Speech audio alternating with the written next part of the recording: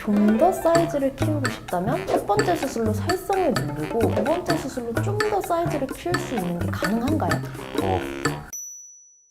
안녕하세요. 오늘의 팩트 체크! 가슴 수술에 관한 내용인 만큼 제가 진행해 보도록 할게요. 제가 질문을 드리면 원장 선생님께서 OX로 말씀해 주시고 부연 설명까지 해주시면 됩니다.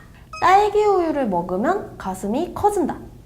X입니다. 그렇지 않습니다. 속설이고요. 당연히 딸기 우유는 오히려 우유 성분도 적어서 단백질 양이 좀 작죠. 하지만 우유를 많이 먹거나 고기를 많이 먹으면 식습관이 좀 바뀜으로써 가슴이 좀 커지긴 하는데 미미한 변화이겠죠. 대신 딸기 우유를 많이 드셨을 때는 지방이 늘어서 가슴이 좀 커지긴 하실 거예요. 살이 찐 거군요. 가슴이 커진 게 아니라.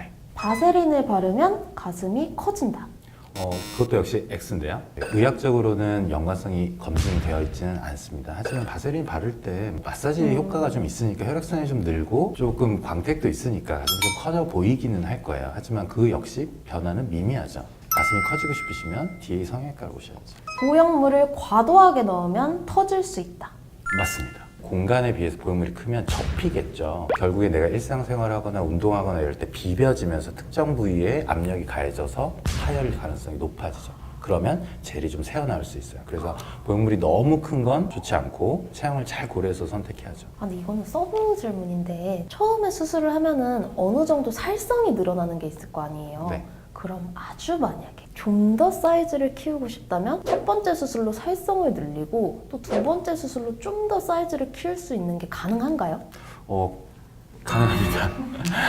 가능한데요. 그게 이제 뭐 좋은 어떤 전략은 아니죠. 첫 번째 수술을 한 다음에 2년에서 3년 정도 지나면 보형물 자체가 조직을 확장하는 기능을 하기 때문에 피부도 근육도 모든 연조직들이 좀 늘어나 있는 상태예요. 그런 경우에는 조금 더 큰 보형물이 들어가기에도 공간이 잘 만들어져 있고요.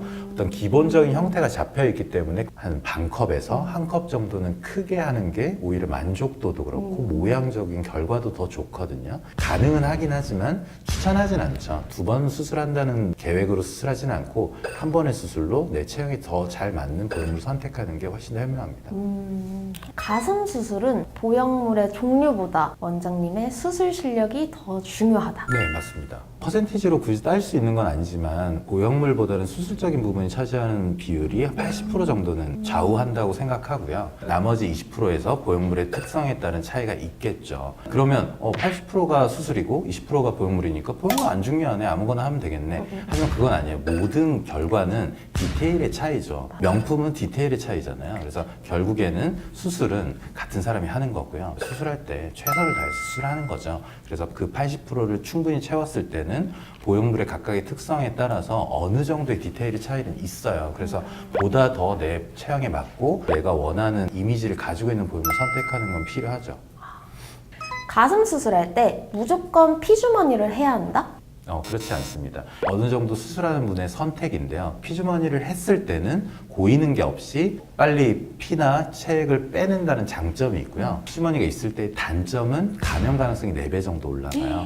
감염 가능성이 올라가면 구형 구축이 생겨서 땀이 좀 딱딱해질 수 있겠죠. 결국에는 고여도 문제가 생길 수 있고요. 감염이 돼도 문제가 생길 수 있거든요. 근데 기본적으로 가슴 수술의 트렌드는 피가 전혀 나지 않고 체액이 고이지 않는 드라이핏에 보형물을 넣는 트렌드예요. 결국에는 수술적인 부분에서 최대한 피가 나지 않고 체액이 나오지 않는 환경에서 수술을 끝내는 게 원칙이기 때문에 피주머니를 넣어서 감염 가능성을 높이는 걸 저는 좋아하지 않아요.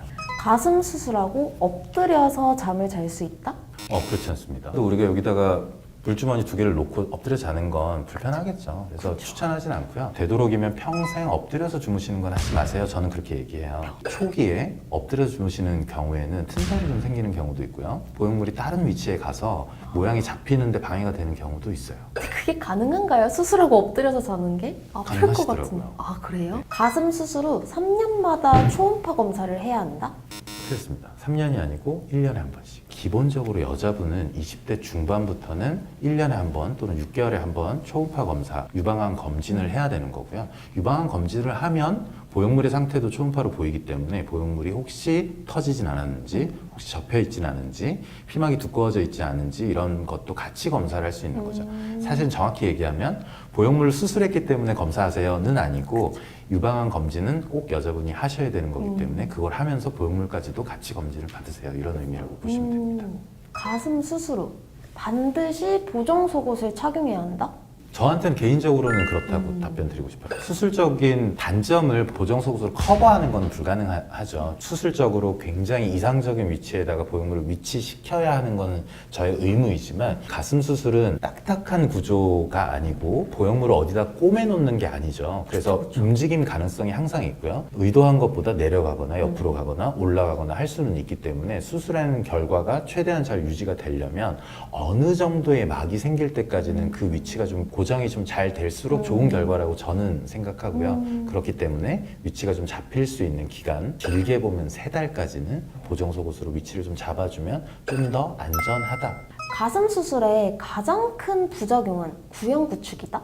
아닙니다. 큰 부작용은 아니고 가장 대표적인 부작용이에요. 왜냐하면 가슴 수술은 실리콘 보형물이 들어가기 때문에 보형물로 인해서 생기는 대표적인 부작용이 구형구축이거든요. 보형물은 이물질이니까 몸에서 얘를 분리하려고 막을 만들어요. 캡슐이라고 하죠. 그 캡슐이 얇고 잘 이렇게 모양이 잡혀 있어요. 우리가 말랑말랑한 가슴이 되는 거고 두껍고 좁고 이래서 딱딱하고 모양이 뒤틀린 걸 구형구축이라고 하는데 보형물이 들어가기 때문에 생길 수 있는 가능성이 제로는 아닌데 요즘에는 흔하진 않아요. 그리고 점점 줄고 있고요. 실제로는 제가 수술할 때는 우리 병원에서 수술한 분들의 1% 미만 정도는 우리가 컨트롤하고 있기 때문에 재수술로 교정을 할 수 있어요. 그러니까 너무 걱정하실 필요는 없죠. 가슴이 커지고 싶으시면 DA 성형외과로 오셔야죠. 지금까지 성형에 관련된 정보를 바로잡는 팩트체크였고요. 이렇게 참여해주신 원장님 너무 감사합니다. 감사합니다.